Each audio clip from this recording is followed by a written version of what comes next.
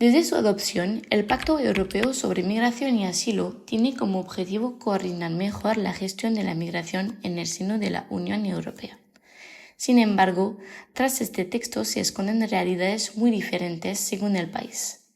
España, que se ha convertido en una de las principales puertas de entrada a Europa, se ve directamente afectada por esta reforma.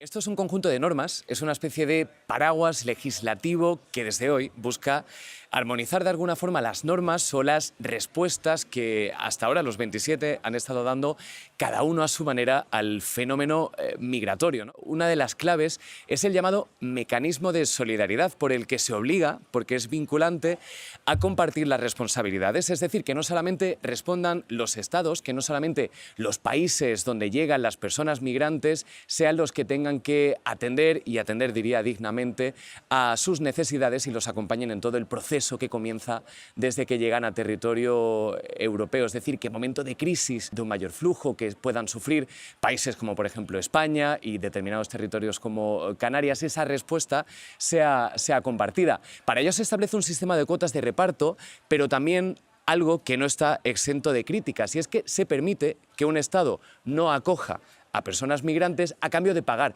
por cada persona a la que rechace. Lo cierto es que con sus defectos y sus virtudes, que son muchas, este pacto que se aprobó en el año 2024 bajo la presidencia española, entra hoy en vigor 2 años después, este 12 de junio, en una Unión Europea que sin duda es muy distinta. Hay una mayoría posible, que es la que conforma el Partido Popular Europeo, y los grupos a su extrema derecha se han consolidado discursos populistas y xenófobos que estigmatizan, que degradan y que señalan a la persona migrante en situación irregular. Hoy la mayoría de asientos del Consejo Europeo lo ocupan primeros ministros o jefes de gobierno de partidos conservadores. De ahí que este pacto entre en vigor con una realidad política muy diferente y que además ha cambiado muy rápido en estos 2 años, y con normas como el reglamento de retornos, que también queremos detallar, que vienen a descafeinar el contenido o el grueso del Pacto de Migración y Asilo. El reglamento de retornos es otra clave de este giro en la política migratoria que está haciendo la Unión Europea. Agiliza las expulsiones y abre la puerta a los llamados centros de deportación en terceros países extracomunitarios. Para comprender lo que está en juego con este pacto, hay que repasar primero la evolución de los flujos migratorios en España y las razones que llevan a muchas personas a elegir este país como destino. A nivel histórico, ha habido en Cataluña, desde todo el siglo XX hasta la actualidad, ha habido 3 grandes flujos migratorios. Eso se aplica también para Tarragona. El primer flujo migratorio importante es un flujo migratorio que se produce en los años 20 y 30 con el proceso de industrialización en Cataluña, y la inmigración que llega a Cataluña es una inmigración interna procedente de las regiones más pobres de España, fundamentalmente de Andalucía, Murcia y Extremadura, que están en el sur. Hay un gran flujo migratorio que viene a trabajar a las fábricas, a las empresas, en ese primer proceso de industrialización. En los años 60, España en general, Cataluña también, pero España sobre todo más que Cataluña, el resto de España, es una nación de personas que emigran. En España aproximadamente en los años 70 había 4 millones de españoles que habían emigrado a Francia, a Suiza, a Bélgica, fundamentalmente a Alemania. Éramos un país de emigrantes. Llega la democracia, el país se estabiliza, entra en la Unión Europea, crecimiento económico, y la emigración se para. Ya no hay españoles prácticamente que salgan al extranjero. Y entonces se produce el segundo proceso migratorio, que se produce a partir del año 1998-99 hasta el 2008. Ese es el segundo gran proceso migratorio que se produce en España.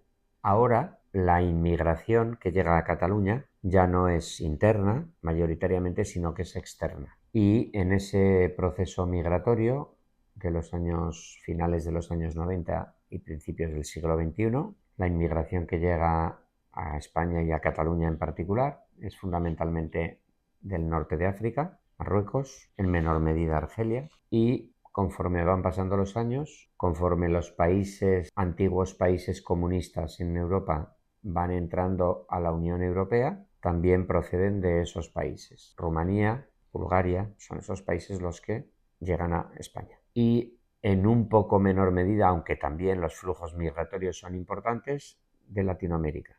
Latinoamérica, en Cataluña había habido una inmigración latinoamericana muy ligada con los procesos de represión en Chile, en Argentina, etcétera, pero era una inmigración más de refugiados. A partir de esos años, del segundo proceso, empieza a venir migración económica. Eso se para de golpe en el año 2009, de tal manera que el saldo migratorio, que hasta entonces era positivo, cae por debajo de cero. Se van muchas personas con la crisis económica que en España dura del 2009 al 2014 aproximadamente. Y en esos años no solamente dejan de venir extranjeros, sino que muchos de los que estaban en España marchan.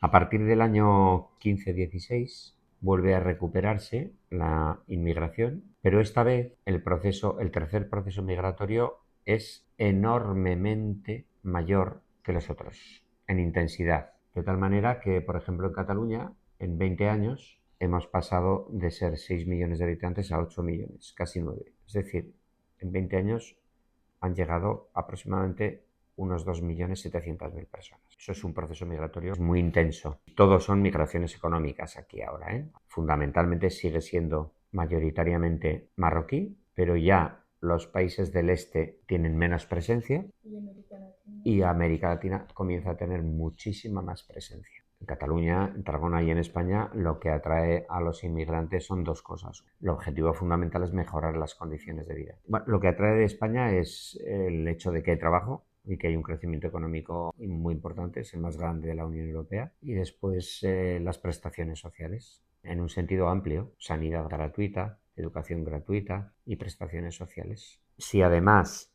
a eso le unes el idioma, para muchísimas personas de Latinoamérica, el destino natural es España. Pienso que no tenemos una política, no tenemos una gestión de la migración, porque es un problema, no porque la gente que venga tenga unas características que creen problemas, sino porque no se puede mantener un estado del bienestar con un crecimiento migratorio del 200%. Al mismo tiempo, tenemos una política de puertas abiertas, muy difícil además, porque es un país en el sur que la mayoría de la inmigración de todas maneras a España llega por los aeropuertos, llega con visado de turista y se queda la inmensa mayoría de la inmigración. Y eso no podemos absorber tanta gente en tan poco tiempo. Eso tensiona el mercado de la vivienda, los servicios públicos. Tiene que haber una política de gestión, como hay una política de gestión de la sanidad o hay una política de gestión de cualquier otro aspecto vital.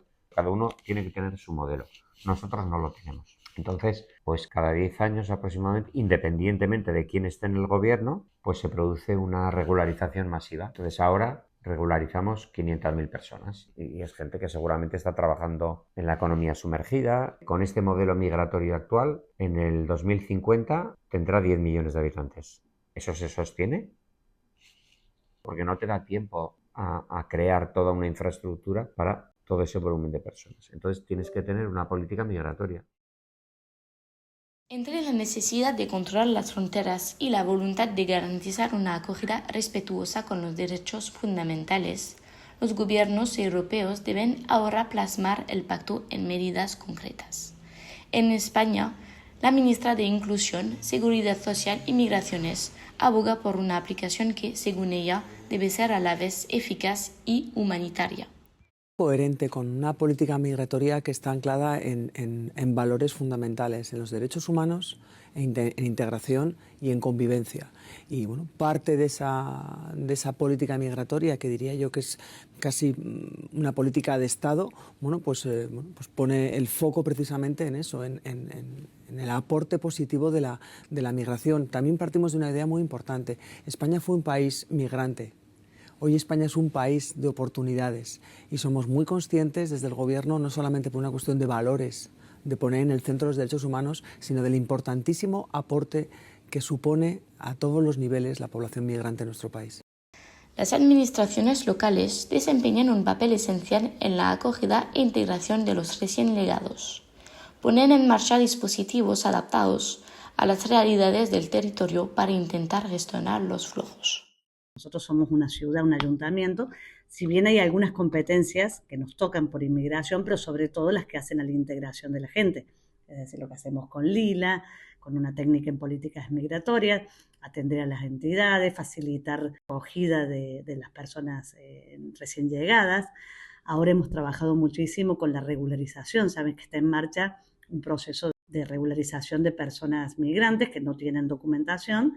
Entonces nos ha tocado a nosotros hacer los informes de estas personas y al principio fue muchísima gente, pero lo hemos ido haciendo bastante regular y bueno, también hacerles al mismo tiempo la acogida. La acogida consiste en la enseñanza del idioma, de las costumbres, es decir, todo eso lo facilitamos en un organismo autónomo del ayuntamiento que se llama IMSS, que es Instituto Municipal de Servicios Sociales. Y a través de ese, ahí es donde tenemos la competencia en materia de inmigración.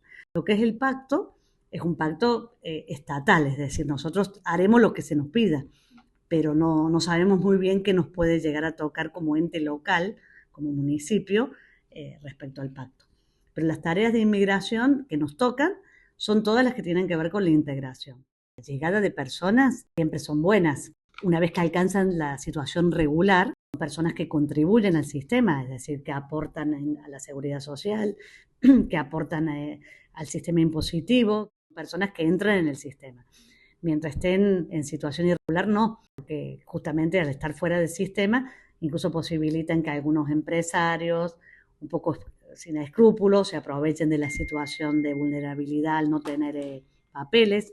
Ha demostrado, personas que saben de flujos migratorios y de impactos en la economía, saben que siempre es bueno la llegada de personas que aumentan la población, también el tema de la natalidad. Ustedes saben que en Europa la pirámide poblacional es invertida, es decir, hay más gente mayor que niños, es decir, los jóvenes de hoy no es la prioridad tener hijos.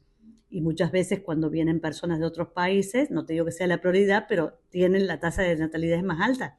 Y eso es importante también, que la población rejuvenezca y que haya fuerza de trabajo, digamos, en las edades más jóvenes. Si bien las instituciones políticas garantizan un acompañamiento de proximidad, las asociaciones también desempeñan un papel importante. En el día a día, varias asociaciones acompañan a las personas migrantes en sus trámites y en su integración. En Tarragona, la Cruz Roja es uno de estos actores sobre el terreno. Hola, yo me llamo Wistal El Jabri y he estado trabajando en la Cruz Roja, he estado haciendo prácticas en su departamento jurídico, ayudando en la asistencia de personas migrantes y refugiadas, sobre todo en la protección internacional, en el asilo y la protección subsidiaria. Yo creo que, desde el punto de vista del departamento donde he estado yo, que lo que teníamos principalmente era personas solicitantes de asilo y personas solicitantes de protección internacional. Los grupos más numerosos eran las personas ucranianas, que venían sobre todo por la cuestión del conflicto bélico que hay entre Ucrania y Rusia actualmente, y aquí pues se adherían a la protección temporal que se les ofrecía de forma inmediata. Entonces estarían las personas ucranianas, también hay personas de Gambia, sobre todo, Guinea-Conakry, Guinea-Bissau y Venezuela. Venezuela yo creo que sería el grupo más nombroso después de las personas ucranianas, aunque ahora mismo estamos viendo, pues yo diría que un descenso del número de personas, sobre todo originarias de Venezuela.